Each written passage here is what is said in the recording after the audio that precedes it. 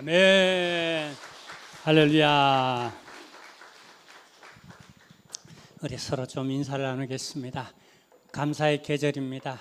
우리 서로 감사하는 시간을 갖겠습니다. 우리 함께 예배드려서 감사합니다라고 서로 좀 건강을 빌면서 함께 인사를 나누는 우리 성도의 교제하는 시간입니다. 저 위에도 2층도 이쪽으로 주목해 주시고요.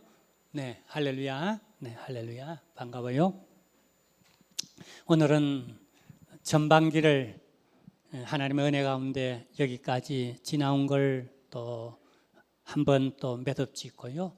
또 새로운 후반기를 시작하는 첫 주일입니다. 이것을 기념하면서 또 이렇게 맥주 감사절 예배를 드립니다.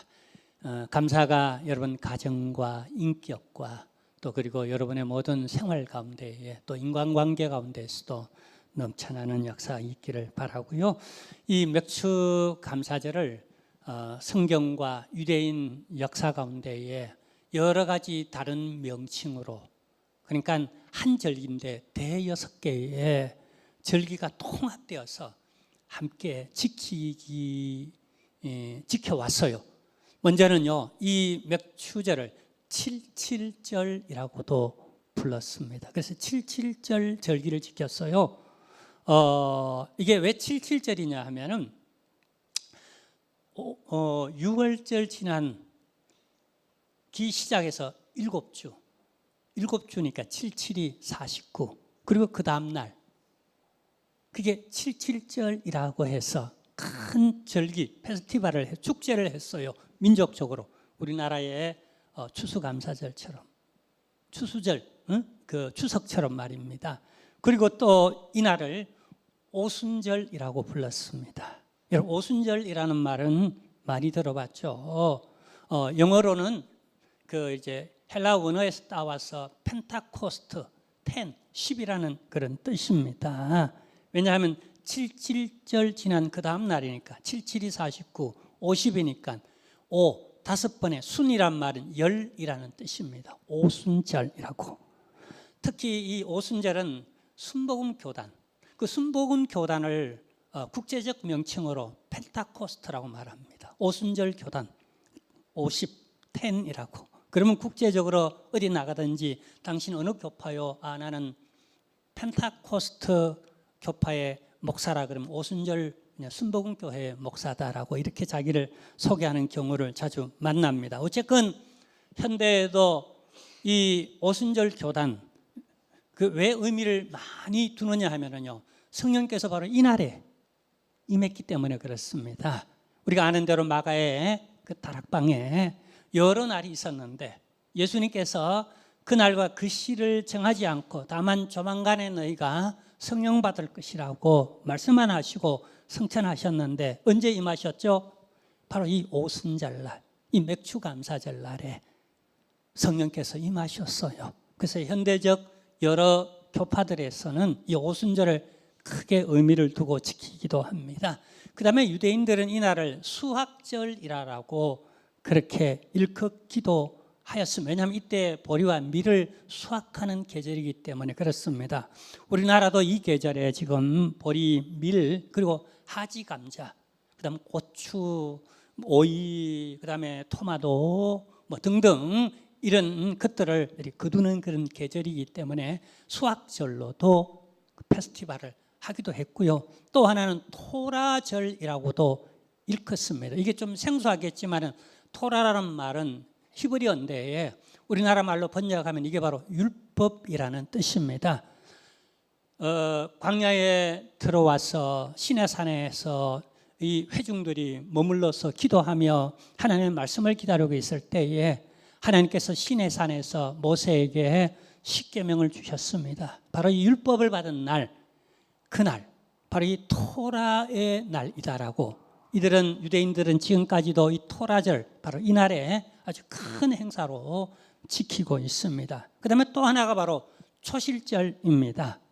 이 날에 열매를 거두는데 열매 거둔 것에 처음 익은 열매들을 그걸 모아놨다가 하나님께 드리는, 그러면서 하나님 앞에 큰 명절, 추석처럼 그렇게 큰 명절을 지키는, 그게 바로 오늘날 우리가 일컫는, 우리가 번역하기를 맥추절이라고 그렇게 번역합니다. 자, 이 한 절기에 칠칠절, 오순절, 수학절, 토라절, 그 다음에 초실절 혹은 맥추절, 이렇게 여러 가지 이름을 붙여서 각 다양한 방면을 보면서 함께 대축제를 일으킨 게 바로 이 맥추절 절기입니다. 성경에는 이 맥추절을 언제부터 지켰는가 이렇게 말씀합니다. 출애굽기 23장 16절을 함께 보겠습니다. 맥추절을 지키라. 이는 내가 수고하여 밭에 뿌린 것의 첫 열매를 거둠이니라 라고 말씀합니다. 자, 여기 이 기원이 하나님께로부터, 그리고 홍해를 건넌 저 세상 속에서 세상에 매여 살던 그 노예 민족이 하나님의 은혜로 말미암아 구원받고 이제 자유인이 되어서 그렇게 신앙생활을 하면서 내가 얻은 수입의 첫 열매, 그 열매를 너희가 하나님께 드리며 절기를 지키라라고 하는, 축제를 하라라고 하는, 이게 율법이었다는 겁니다. 해도 되고 안 해도 될 어떤 선택사항이 아니라 이 시절에 이건 율법으로서, 요즘 말하면 헌법이에요. 법률은 이렇게 저렇게 쉽게 고칩니다만 헌법은 안 고치죠, 그죠? 그냥 한번 내려지면 그냥 헌법은 그대로 그냥 가는 거예요. 이건 하나님께서 헌법으로 딱 고정시켜서 너희가 이 절기를 지키라라고 했는데, 단순한 농경적 감사, 그 이상의 시간적 어떤 타이밍, 그 이상의 여기는 구속사적 의미까지 담겨져 있는 내용들이 있습니다. 우리가 그것을 이제 하나하나 살펴보도록 하겠습니다. 자, 먼저 우리가 16절을 이렇게 보면은요, 우리 한번 읽어볼까요? 맥추절을 지키라. 이는 내가 수고하여 밭에 뿌린 것에 뭐요? 첫 열매를 거둠이니라 라고 말합니다. 자, 그래서 어떻게 초실절이라고 이렇게 부르기도 하고 맥추절이라고 이렇게 부르기도 합니다. 자, 여러분, 여기서 중요한 건 첫 열매입니다. 자, 이 첫 열매가 왜 그렇게 중요한가? 농부가 농사를 지었어요. 이런 봄부터 그냥 농사 준비를 해서 그렇게 밭을 갈고 씨를 뿌리고 눈물로 나가서 땅볕에 그냥 잡초를 뽑아내고 거름을 주고 병 해충해를 막고 적당한 비가 내리도록 비를 주세요, 비를 주세요, 잘 자라도록 병충해 먹지 않도록 도와주세요. 뭐 이렇게 저렇게 농사를 지어서 이제 보릿고개를 겨우 넘기면서 눈이 빠지게 열매를 기다렸는데, 내가 수고를 많이 했지만은요, 그게 다가 아니라 하나님이 그 수고에 대하여서 네가 수고한 대로 네가 먹으리라라고 하는 하나님이 그 축복을 보장해 주셔야만 이게 열매 맺고 내 입으로 들어오는 거예요. 고대 사회는요, 여러분 천수답으로 농사를 지었기 때문에, 특히 그 히브리 농법에 의해서 하늘에 아주 모든 게 하늘에 달렸어요. 그죠? 그리고 농사를 잘 지어놔도요, 이때를 맞춰서 그냥 블레셋 사람들이 쳐들어오고요, 아람 사람들이 쳐들어오고요, 이집트 사람들, 애굽 사람들이 쳐들어오기도 하고요, 이쪽에서 그냥 막 또 동쪽에서 그냥 그 아람 뭡니까 에돔 사람들이 쳐들어오기도 하고요. 하여튼 우리가 사사기를 보면 알겠지만은 농사철마다 그냥 동서남북으로 그 이스라엘은 그 요충지로 트여져 있잖아요. 그냥 동네북이에요. 농사만 지어놓으면 와서 다 뺏어가는 것도 있죠. 그래서 기도원도 조그마한 그 농작물을 가지고 방앗간에 이렇게 빻아서 그냥 몰래 그 포도즙 틀에다가 밀곡식을 빻아서 가족들 이렇게 좀 먹고 살려고 숨어서 그렇게 타작하는 모습을 봤죠. 근데 이렇게 곡식을 거두어 내가 그 내 처자식과 더불어 이제 보릿고개를 넘기고, 야 이제는 살았다, 야 이제는 먹게 되었다, 이게 온전히 이제 내 소유가 되어지고 내가 처자식을 내가 이제는 거느릴 수 있게 되었다라고 하는 많은 의미가 담겨져 있어요. 이것에 대해서 위를 향하여 이게 누구의 은혜냐는 거예요. 내가 어떻게 여기까지 먹고 살고 이제 이렇게 먹고 살게 된 그 근원이 누구냐는 거예요. 그게 바로 하나님이라고 하는 의미가 있다는 거예요. 이 첫 열매라는 건 보이는 어떤 물질이 아니라 보이지 않는 세계에 대한 인정, 그분에 대한 주권에 대한 인정, 그리고 그분에 대한 은혜라고 하는 그것에 대한 인정, 이게 바로 영적 의미를 가지고 있는 겁니다. 여러분 그 텃밭 가꾸잖아요. 저도 한 10여 년은 이렇게 옥상에도 텃밭을 가꾸고 요 앞에 들어오는 화단에도 텃밭을 가꿔 봤어요. 그냥 웬만히 부지런해야 됩니다. 웬만하면 부지런하지 않고 텃밭 못 가꿔요. 그리고 요즘 같은 그 여름에는요, 풀과의 전쟁입니다. 그리고 벌레와의 전쟁이고, 그냥 매일매일 풀 뽑아줘야 되고, 그냥 벌레 잡아줘야 되고, 그냥 그 거름 줘야 되고, 그렇게 해요. 근데 열매를 이렇게 거둘 때는 그게 굉장히 보람이 있어요.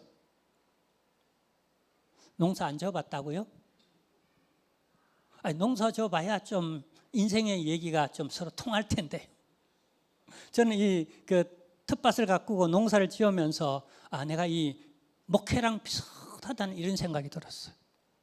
씨를 뿌리고 가꾸고 잡초를 뽑아내고 병충해를 뽑고 그다음에 거기서 열매를 이렇게 거두고 하는 원리가 어쩌면 목회와 이렇게 닮았나 싶은 생각이 들어서 아주 그냥 목회하듯이 재미나게 그렇게 했어요. 더 재미나는 건 이걸 이렇게 좀 수확해가지고 그 수확하는 게 내 땀 흘린 것에 대한 보람과 의미잖아요.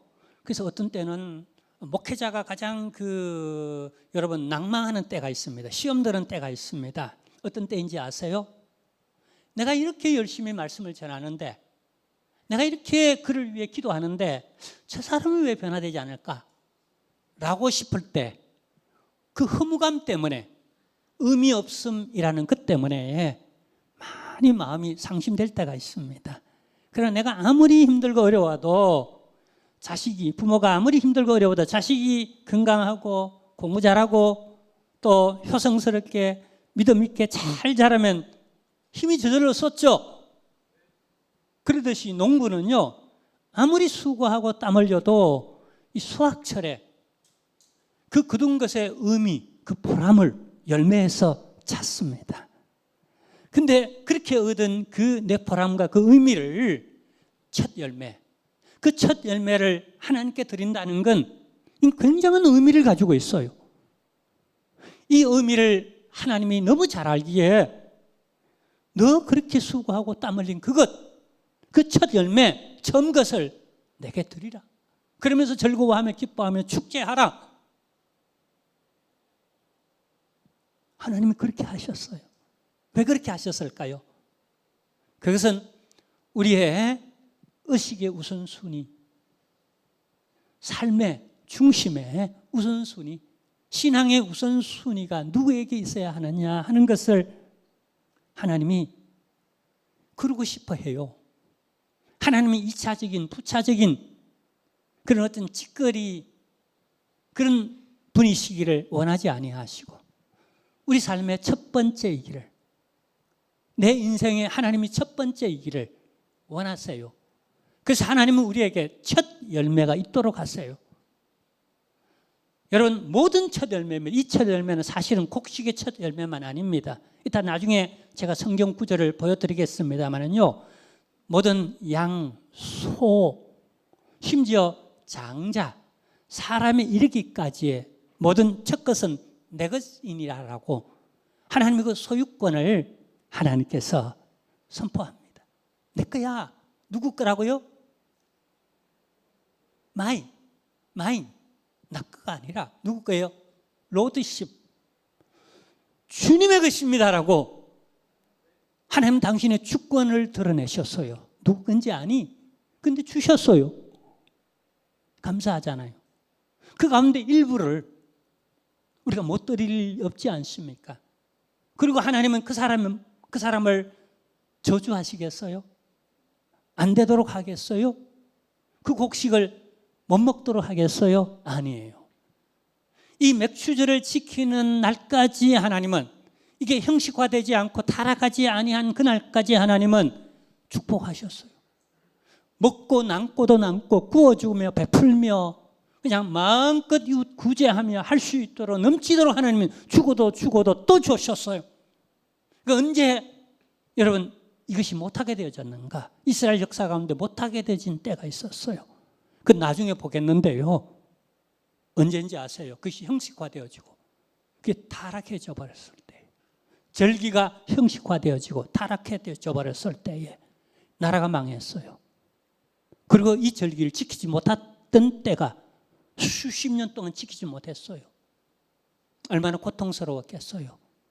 자, 근데 여러분 보세요. 이 맥추절의 기원, 언제 공식적으로 그리고 집단적, 다시 말하면 교회적으로, 민족적으로 지키게 되어졌는가? 예, 아주 고대인 출애굽 시대였습니다. 오늘 본문을 읽었잖아요.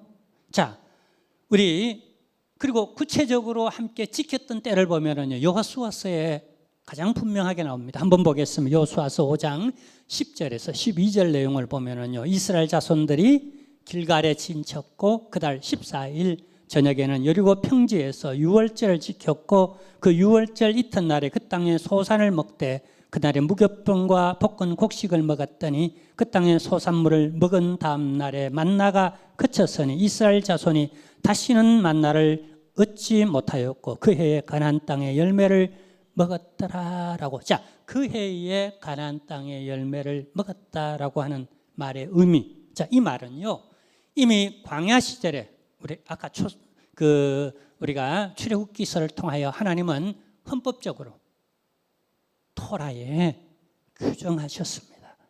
맥추절을 지키라라고 하는 말씀을요, 첫 열매를 드리라라고 하는 말씀을요. 그리고 이들이 이 광야에서 40년 지내면서 뭘 먹고 살았죠? 위에서부터 주시는 메추라기와 만나를 먹었습니다.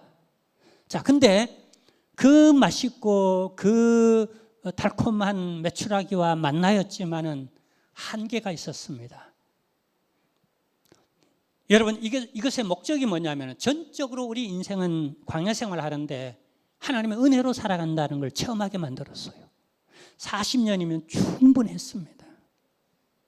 그 40년 동안 인간은 절대적으로 하나님에 의존해야 되고 하나님의 구름기둥, 불기둥으로 인도함을 받아야 되고 보호를 받아야 되고 이 먹을 것조차도 하나님 도와주시지 않으면 우리가 생존할 수 없구나라고 하는 건 이미 홍해를 건널 때 경험했고, 그죠? 10가지 능력과 건세로서 체험하면서 건넜고, 그 다음에 이 광야 40년 동안도 충분히 하루 이틀이 아닌 40년간 그냥 우연히 하늘에서 메추라기가 내리고 만나가 내리고 우연히 내가 내 자식까지 먹고 살면서 지냈던 게 아니라니까요. 순전히 하나님의 은혜라는 걸 뼈저리게 느끼게 만들었어요. 근데 간사한 인간이 가나안 땅에 들어가서 이 곧바로 잊어버립니다. 그래서 하나님은 여러분 그걸 막기 위해서 유월절과 또 이 맥추절을 미리 지키라라고 이 광야에서 이미 말씀을 주셨어요. 자, 근데 여러분 이렇게 맛있고 은혜로 살지만 한계가 뭐죠? 메추라기와 만나의 한계가 뭐죠? 두 가지 한계가 있습니다. 우리가 여러 가지 한계를 생각해 볼 수 있으면 단순하게 두 가지 한계를 생각할 수 있어요. 하나는 뭐냐면 식상하다는 겁니다. 아무리 맛있는 것도 아침 메뉴가 점심 메뉴고 점심 메뉴가 저녁 메뉴고 맨날 사진 찍듯이 똑같은 음식이 나오네요. 누구 집 음식 같습니다만은 하여튼 그 시기합니다. 그냥 맨날 아침에도 메추라기 만나냐? 아유 좀 외식하지. 아니 점심에도 맨날 그 된장국이냐? 아이고 좀 스테이크 한번 먹고 싶은데 맨날 메추라기만 만나요. 여름날은 또 요즘 같은 때는 또 아유 얼마나 더운지 여러분 참 수고 많습니다. 저도 어제 거의 잠을 잤다가 깼다가 얼마나 더운지 그냥 에어컨 틀어놓으면 또 이렇게 감기가 또 목이 또 이렇게 잠길까 싶어 틀어놓지도 못하고 그냥 선풍기 하나 틀어놓고 잤는데 아이고 얼마나 덥던지 말이에요. 자, 어쨌거나 우리가 이렇게 어떤 기본적인 그 식습관도 대단히 중요한데, 근데 이렇게 식상하다는 거예요. 그럼 뭘 자꾸 잊어버리죠? 짜증이 나고 또 습관화되고 의례적이 되어지고, 그러면 뭐가 없어지죠? 감사가 없어지잖아요. 맨날 똑같은 거냐라고. 아니, 똑같은 거라도 춘이 얼마나 감사해. 먹고 사니 얼마나 감사해. 뭐 짜릿하고 신나고 좀 더 자극적이고 좀 더 혀를 자극할 수 있는, 좀 더 내 입맛에 내 구미에 맞춘 뭔가 없냐라고 하는 마음이 생기잖아요. 그죠? 자, 바로 이게 내 자유의지적으로 내가 신고 좋아하는 걸 신고 내가 좋아하는 방식대로 가꾸고 내가 좋아하는 걸 거두어서 그 다음에 내가 내 처자식을 먹여 살리는 의미와 보람 같은 게 있잖아요. 이게 없잖아요. 하늘에서 내려오는 걸 그냥 그대로 공짜로 먹다 보니까 그냥 내 자식들 하나, 내 처자식에게 뭐 큰 소리 칠 게 못 되잖아요. 내가 벌어서 열심히 해서 이렇게 먹여 이렇게 살리면 아빠 고마워 뭐 이게 이런 게 없잖아요. 야, 그건 뭐 하나님께서 내려주신 건데 뭐 아빠가 한 일이 뭐냐라고, 그냥 준 게 아니냐고, 엄마가 한 게 뭐냐고, 그냥 그 하늘에서 준 걸 그냥 먹인 게 아니냐라고. 이런 의미와 보람에 한계가 있다는 거예요. 내 자율적이지 못한, 자원적이지 못한 이런 한계가 있다는 거예요. 자, 그러다가 이제 가나안 땅을 정복했어요. 그리고 드디어 내 땅을 소유하게 되었어요.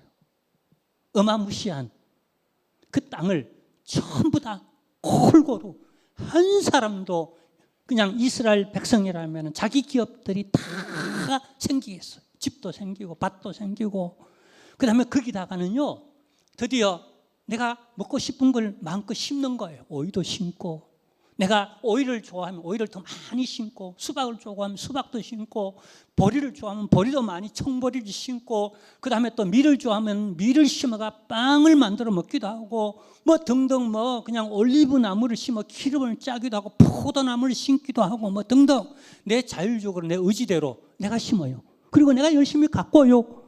그리고 그걸 가지고 거두어서 내 식구들, 처자식들 먹여 살리는데 그 입에 들어가는 그 모습들이, 음식을 먹는 모습들이 얼마나 이쁘고 얼마나 내가 보람되고 내가 의미가 되는지, 그리고 식구들이 아빠 수고해서, 아빠 고마워, 아이고 농사 짓느라 우리 처자식 먹여 살리는 얼마나 수고 많으세요, 엄마 고마워. 근데 그 첫 열매를 바로 거둔 거예요. 내가 내 땅에 내가 원하는 식물을 심어 내가 열심히 땀을 흘렸고 내가 거기서 거뒀는데 얼마나 감격스럽겠어요. 그래서 하나님께 이 절기를 더불어 춤을 덩실덩실 추면서 감사합니다, 감사해요, 고마워요 하나님. 하나님 위해서 비를 내려주시지 않았더라면 이 농사가 되지 않았고요. 또 하나님께서, 여러분 수확철이 되면은요, 여러분 해충이요, 해충 중에 가장 큰 대적이 누군지 아세요? 한번 따라해보세요. 사람. 저놈이 블레셋 사람, 요즘 가자 있잖아요, 가자. 그 블레셋 사람들은 농사철만 들어와서 다 그냥 가만히 있다가 그냥 착한 척 있다가 농사철에는 막 그냥 쳐들어와서 다 농산물을 수탈해 갑니다.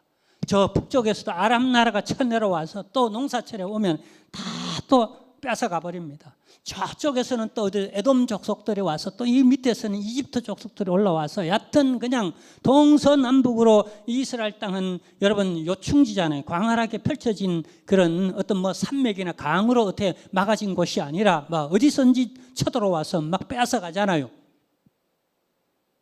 근데 오롯이 하나님이 지켜주셨고, 농사만 잘된 하게뿐만 아니라 가장 큰 해충인 대적들로부터 하나님 지켜주셔서 이 내가 농사 지은 것을, 네가 땅에서 수고한 것을 네가 먹으리라라고 하는 이런 모든 것을 종합하여 하나님께서 내게 은혜를 베푸셨기에 내가 먹고 사는 거예요. 내가 내 처자식을 거느리는 거예요. 내가 가정을 지켜가고 이 건강을 지켜나가는 거예요. 그래서 너무나 감사해요, 하나님 감사합니다 라고 위를 향하여서 시선을 돌리는 그 시간, 그게 축제의 본래의 의미라는 겁니다. 할렐루야. 자, 그리고요, 자 이렇게 했는데 문제는 가나안 땅에 들어가서 농사를 지었는데 너무나 큰 복을 받았어요. 얼마나 큰 복을 받았나? 세계 역사 이래, 그건 이스라엘 역사뿐만 아니라 세계 역사 이래 가운데에 그만큼 잘 살던 왕국, 쉽게 말하면요, 금을 돌같이 여기며 살았던 시절이라고 비유할 정도로 황금기를 보냈던 최절정 그 기간이, 농사를 지었는데 그해 100배의 결실을 맺기도 하고요, 얼마나 많은 또 전리품, 전쟁에 이겨서 전리품들이 많이 생기고요 해서 그 절정기가 바로 다윗과 솔로몬 시대입니다. 여러분 잘 알죠? 전후후무하게 그냥 그렇게 축복의 기간이었다고 말을 하죠. 대단했죠. 근데 여러분, 이 오르막이 있으면 뭐가 있죠? 또 내리막이 있습니다. 근데 이때 잘해야 되는데, 잘 나갈 때 잘해야 되는데, 있을 때 잘해야 되는데, 이때부터 이들은 급속히 타락을 합니다. 교회사 가운데에 이런 연구를 한 전문가들도 있어요. 국민 GMP와 더불어 사람의 그 내적 영성들은 어떤 상관관계가 있을까라고 연구를 한 논문들도 있어요. 대체적으로 보면은요, 그들의 이론들은요, 국민의 GMP가 올라갈수록 사람들의 마음에 가난한 마음은, 이 가난한 마음을 가져야 되죠. 그 좌소에, 이 가난한 마음의 좌소에 영성이 깃들지 않습니까? 신을 인정하고 신의 은혜 가운데 살기로 자기 위치를 정하는 그런 중심 말입니다. 이게 희미해지고 흐트러진대요. 그러니까 우리가 재정적으로 또 혹은 나라가 편안하고 잘 나갈수록 우리 가정들마다 어떻게 해요? 그때 더 가난한 마음으로 주께 무릎 꿇고 기도하며 말씀 앞에 벌벌 떨면서 그 말씀대로 살고자 몸부림쳐야 할 줄로 믿습니다. 그래야 미래가 있어요. 근데 시간이 흘러가면서 이들은 그 첫 열매를 가지고 형식적이었어요. 체면적이었어요. 유대인들이 그랬었어요. 그리고 타락, 본질을 잃어버린, 벗어난, 여러분 탈선을 했어요. 그게 타락이었습니다. 그러다 얼마 못 가 나라가 분단되었어요. 안타깝죠? 그리고 북쪽은요, 우리가 너무나 잘 아는 아시리아에 의하여서 망했어요. 얼마 정도 망했는가? 처절하게 민족 자체가 없어져 버렸어요. 북쪽 민족은, 유대인, 북쪽 유대인은 다 없어져 버렸어요. 그래서 유대인이라고 말할 때 이스라엘인이라고 말하지 않고 유대인이라고 말합니다. 남쪽 유다 지파의 사람들, 그냥 그 사람들 중심으로만 남았기 때문에 지금은 주이스, 유대인이라고, 유다 지파 사람들, 유대인밖에 남지 않았어요. 그 정도로 쫄딱 망했어요. 그리고 그러면 남쪽 정신 차려야 되잖아요. 반짝 정신 차리는 듯 하다가 더 타락해버린 것도 있죠. 더 우상화되어지고 이들의 신앙 가운데 절기가 사라지기 시작했어요. 간간히 형식적으로 그냥 남았어요. 하나님 의식 없었기 때문에, 우상들을 숨겼기 때문에. 그게 무슨 대수고 의미냐?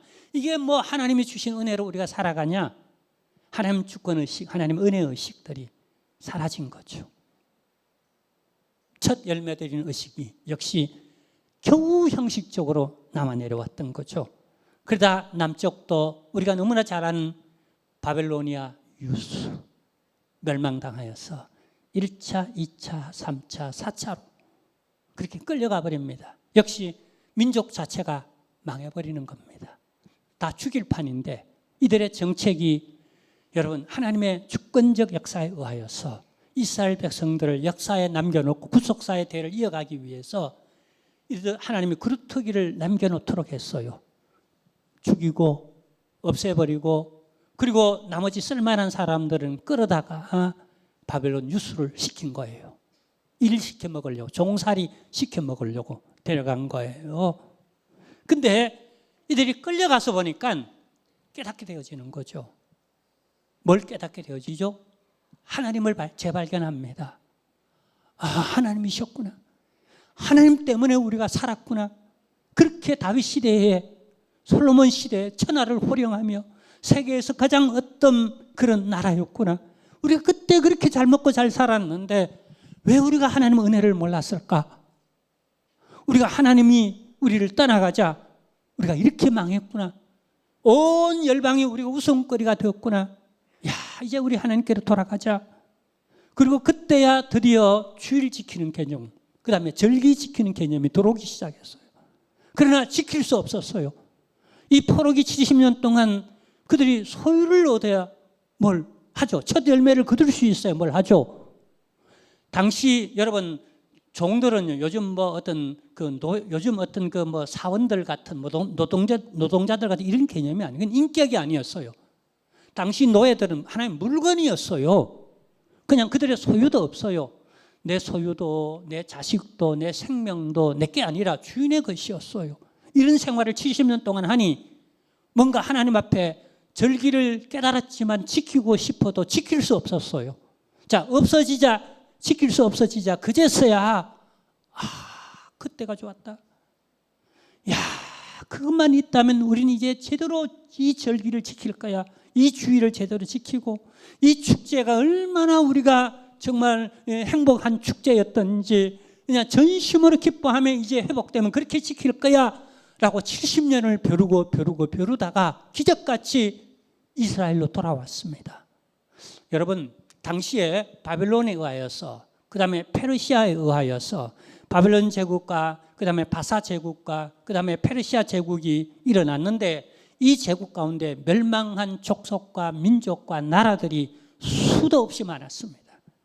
근데 그 가운데 바벨론 제국조차 역사에서 왔다가 역사에서 사라져버렸어요. 지금은 고고학적 유물만 단순히 남았어요. 민족도 어떤 문화도 뭐도 싹 사라지고 아무것도 없을 정도였어요. 근데 이 작은 민족인 끌려갔던 몇만 명의 유대인들이 고스란히 존재하고 그 다음에 다시 이스라엘로 돌아와 그들의 성전을 쌓고 성곽을 쌓고 다시 나라를 찾아 회복했다는 건 이건 기적 중의 기적이에요. 이건 이스라엘 역사예요. 이건 세계 역사에 나타나 있는 사건이에요. 엄청난 일이에요. 이들이 돌아와서 여러분 이제는 하나님 중심으로 살자. 그래서 회복한 게 성전을 회복하고 예배를 회복하고 절기신앙을 회복했던 거예요. 자, 그 가운데 한 소절을 보겠습니다. 이때에 느헤미야가 어떻게 해요? 돌아오는 포로로 끌려갔다 귀환하는 지도자였죠.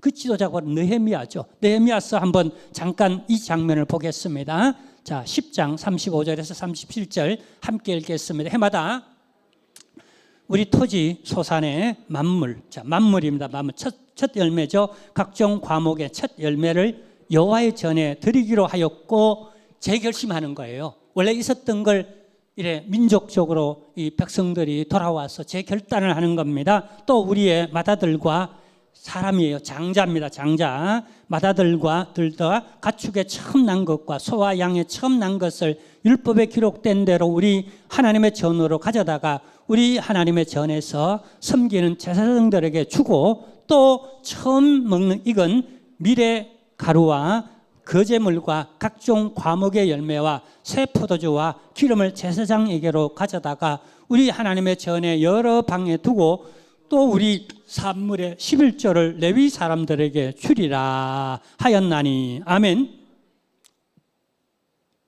돌아와서 재결단하는 거예요. 뭘 잃어버렸는가? 그리고 없이 살면서 노예 생활하면서 뭐가 그렇게 필요하다고 느꼈는가?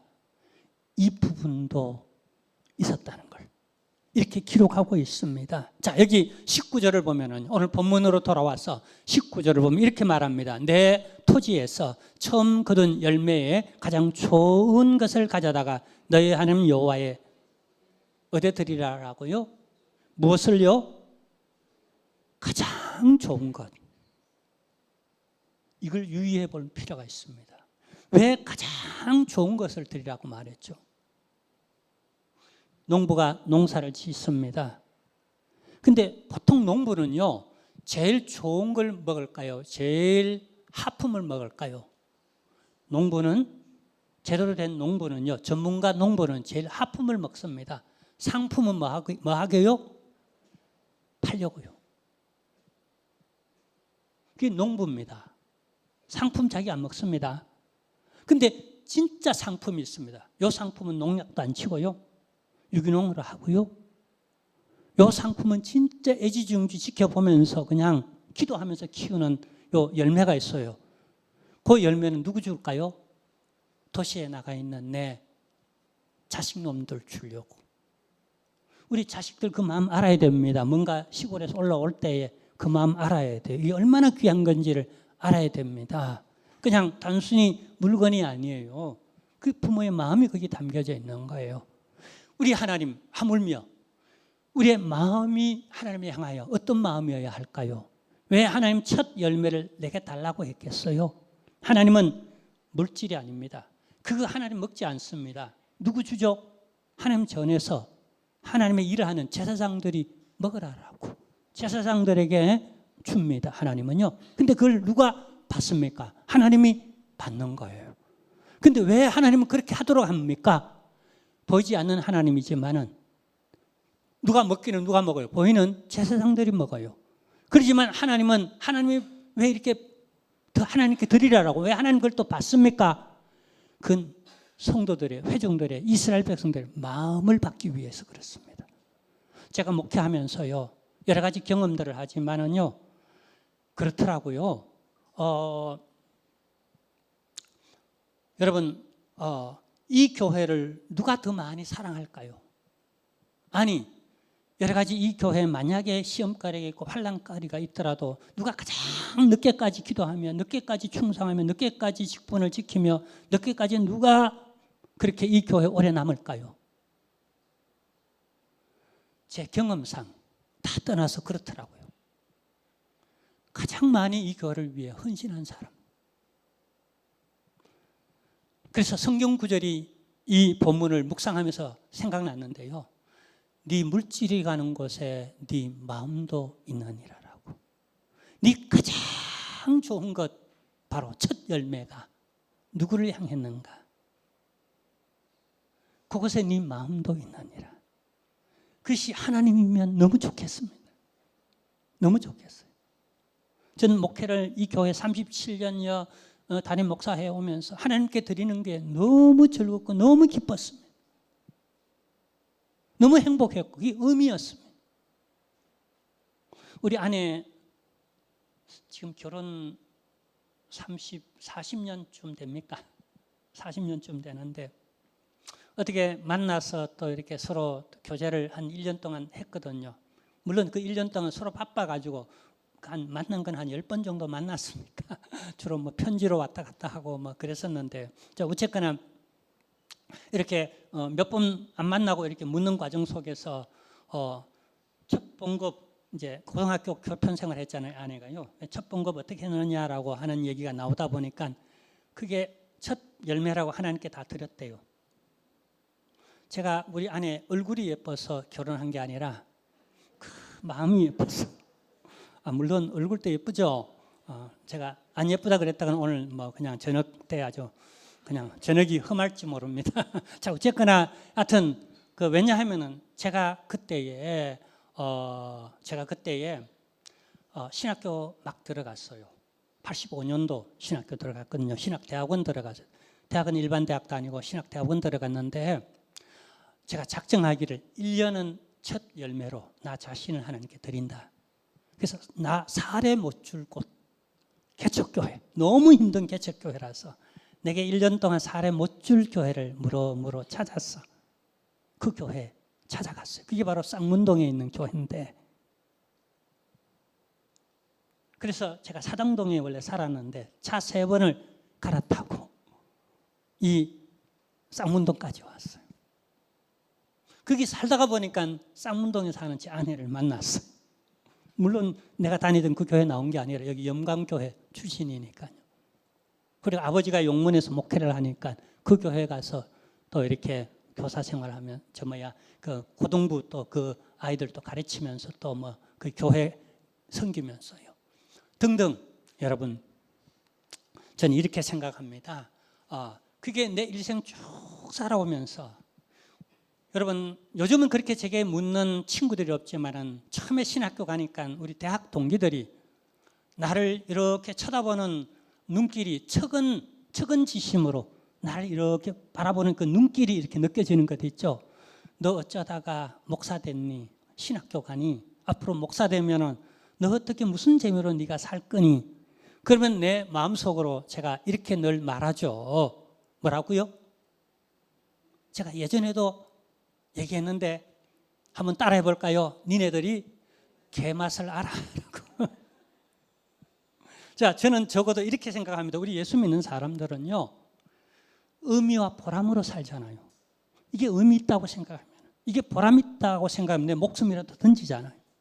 저는 적어도 그렇다고, 제 젊은 날이 그랬다라고 그렇게 여겨져요. 이게 의미 있다라고, 보람 있다고 여겨져서 교회를 개척하기도 하고, 그냥 한없이 그냥 뭐 아낌없이 쏟아내기도 하고, 그렇게 지나왔던 세월들이에요. 지금 생각해 보면은요, 제가 가장 행복한 시간을 보내온, 가장 지금도 자부하기는 가장 행복한 목사다라고 그렇게 느껴져요. 할렐루야. 하나님은 은혜인 줄로 믿습니다. 아멘.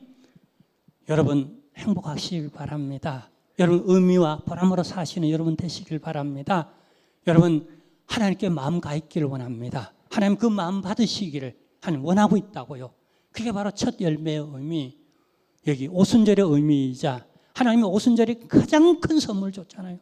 하나님 두 선물을 가장 귀하게 줬는데 한 선물은 예수 그리스도, 하나님 자신을 준 거예요. 그러면 당신의 영, 당신 자신을 준 거예요. 성령을 주신 것은 이 오순절, 이 맥주절에 여러분 성령 강림주일이라는 건 너무나 큰 의미를 가지고 있어요. 이 선물을 받았는데 우리 또한 우리 소산에 첫 열매를 드리는 이런 은혜만 있기를 주님의 이름으로 축원합니다. 하나님 아버지 감사하며 감사하고 감사드립니다. 모든 것이 은혜요 사랑입니다. 후반기에도 주께서 베푸실 사랑을 기대합니다. 마음껏 우리가 하나님이여 또 전반기 보낸 걸 감사하고 후반기 또 베푸실 은혜를 사모하며 또 하나님의 그 믿음에 하나님이여 부합하여 주시는 은혜로 살아가는 저희들 되게 하여 주옵소서. 예수님의 이름으로 기도하옵나이다.